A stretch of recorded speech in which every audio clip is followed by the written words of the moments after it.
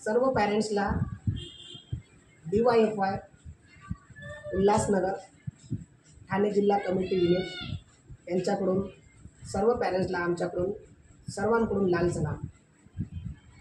आज ही जी आपण चर्चा करत आहोत, जी आम्ही बाईट देत आहोत, ती कसल्या संदर्भात आहे हे आपण सर्व लोकांना माहीत पडणारच। कारण आमचं संघटन शिक्षा, रोजगार अशा बऱ्याचशा कामांवरती काम करत आहे। जे काही आपले मुद्दे असले त्या सर्व मुद्द्यांवरती, बऱ्याचशा मुद्द्यांवरती आमची संघटना ही काम करते। पण सर्वप्रथम आम्ही जो मुद्दा हाती घेतोय तो सर्वात महत्त्वाचा मतलब म्हणजे शिक्षण। कारण 2009 मध्ये जो भारत सरकारने आपल्याला कायदा लागू केला होता, त्या कायद्यामध्ये स्पष्ट असं नमूद केलेलं आहे की RTIच्या पोर्टलवर फक्त प्रायव्हेट शाळा आणि विना अनुदानित शाळा, फक्त अशा 2 शाळेलाच RTIच्या पोर्टलवर नोंदणी करावी असं 2009च्या GR मध्ये स्पष्ट नमूद केलेलं आहे। पण एकीकडं जे भारत सरकार आहे ते आपल्याला कायद्यामध्ये शिक्षणावर जोर देते। म्हणजेच 2009चा कायदा हा असा आहे, मोफत सक्तीचे शिक्षण। म्हणजे जर आपलं बाळ वयवर्ष 6 ते 14 या वयोगटात असलेलं बाळ, या बाळाला शाळेने घरी जाऊन त्या बाळाला सक्तीचे मोफत शिक्षण, म्हणजे त्या बाळाला घेऊन शाळेमध्ये सक्तीने बसवावंच लागेल असा GR आहे। पण त्या GRची आज 2024 मध्ये फार मोठी पायमल्ली झालेली आहे। ती अशी की नुकताच 9 फेब्रुवारी 2024ला जे आपले चालवणारे सरकार म्हणजेच BJP सरकार, ह्या लोकांनी असा एक नवीन GR पारित केला। त्या GR मध्ये असं नमूद केलेलं आहे, फक्त शासकीय शाळा आणि अनुदानित शाळा अशा शाळांचीच RTI पोर्टलवर नोंद व्हावी, म्हणजेच फक्त मराठी शाळा। आज आम्ही 2024ला ज्यावेळेस पोर्ट ओपन केला आहे, त्या पोर्टलवर 16/4/2024 त्या पोर्टलवरती आम्हाला स्पष्ट फक्त ज्या महानगरपालिकेच्या शाळा आहेत, ज्या अनुदानित शाळा आहेत, फक्त या शाळेचीच नोंदणी केल्या जाते। पण गव्हर्नमेंट आपल्याला असं सांगतं आहे की या ॲक्टच्यामध्ये फक्त इंग्लिश मीडियमच्या शाळेचीच नोंदणी व्हायला पाहिजे, पण असं कदापि झालेलं नाही।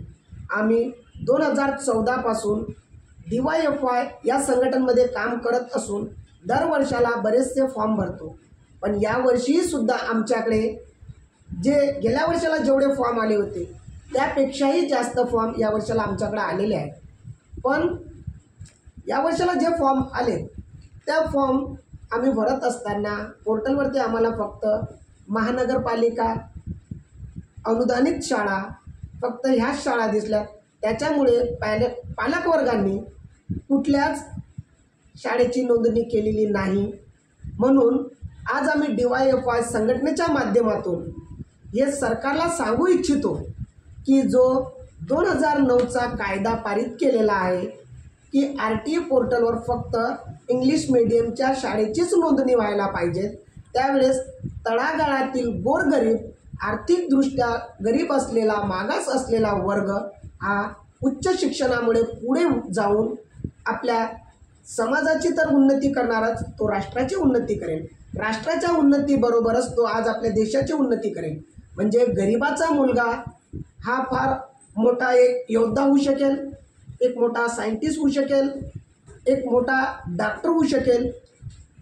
अशीच आमची संघटनेच्या माध्यमातून सर्व पालकांना एक आपण आव्हान करतो की येत्या 20 तारखेला आमचे जे वरिष्ठ आहेत त्या वरिष्ठांची मीटिंग ठरलेली आहे।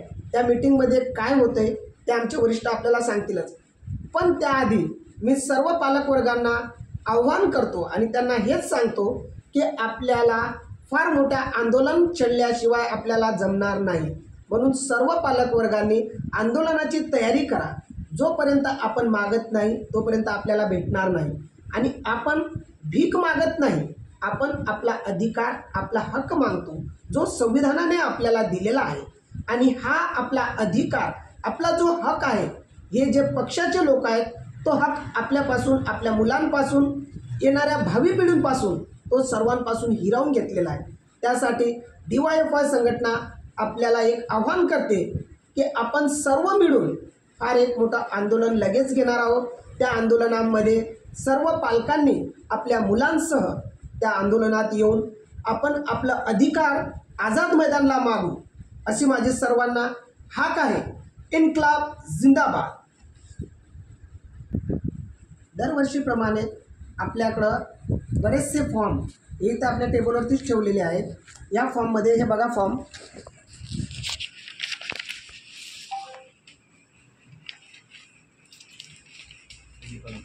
आणि हे फॉर्म उल्हासनगर पुरतेच मर्यादित नाहीत, पण या फॉर्ममध्ये उल्हासनगर, अंबरनाथ, कल्याण, डोंबिवली, बदलापूर, ठाणे, मुंबई इथून बऱ्याचशा दुरून हे फॉर्म आपल्याकडे आलेले आहेत.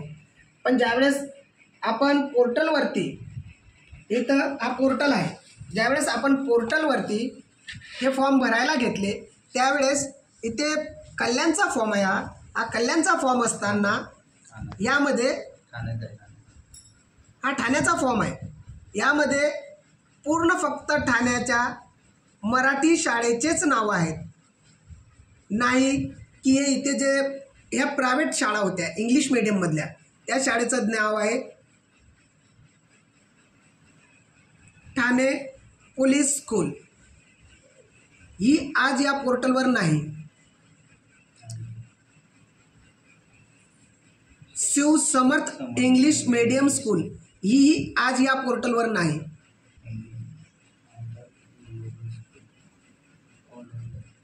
हे इंडोस्कोट ग्लोबल स्कूल ही याच पोर्टलवर नाही. फक्त या पोर्टलवरती आपल्याला ठाणे महानगरपालिकेच्या मराठी शाळाच दिसतील. आपल्या मुलांना यांना फक्त मराठीतच शिकवायचं असेल तर मराठी शाळेचे आजही गल्लोगल्ली शिक्षक वर्ग फिरतात आमच्या शाळेमध्ये ॲडमिशन करण्यासाठी. म्हणजेच हा पोर्टल फक्त नावापुरता दिलेला आहे की आम्ही RTचा कायदा हा चालू ठेवला आहे, फक्त हे त्यांना दाखवायचं आहे. पण आपल्याला तसं करायचं नाही. आपल्याला जो संविधानाने अधिकार दिलेला आहे त्या अधिकारानुसारच आपल्याला RTचा जो ॲक्ट आहे त्या ॲक्टमध्ये स्पष्ट फक्त 2 शाळेचेच नमूद केलेलं आहे. त्याच्यामध्ये खाजगी शाळा आणि विना अनुदानित शाळा, फक्त ह्या 2 शाळेचीच नोंदणी, इंग्लिश मीडियम शाळेचीच नोंदणी करावी यावी असं त्या ॲक्टमध्ये लिहिलेलं आहे. पण आता सध्या जो आपण पोर्टल बघतोय त्या पोर्टलमध्ये कुठल्याही खाजगी शाळेचं नाव नाही आणि कुठल्याही विना अनुदानित शाळेचं नाव नाही. फक्त शाळेचे नाव आहेत ते महानगरपालिकेचे